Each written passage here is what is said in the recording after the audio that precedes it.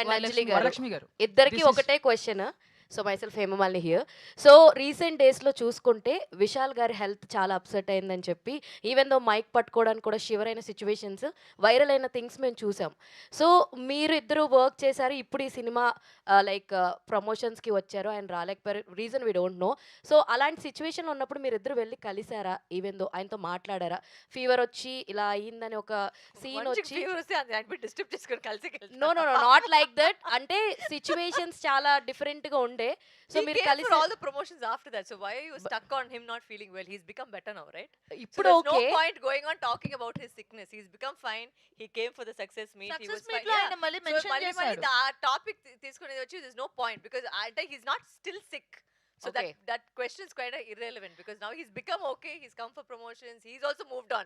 So I think we also should move on from his sickness. That's what he asked. అంటే ఇప్పుడు thanks meet లో కూడా ఆయన విషయాలు చెప్పింది అదే, like I'm very much well and ఇప్పుడు ప్రస్తుతానికి తనకు చాలా బాగున్నాడు.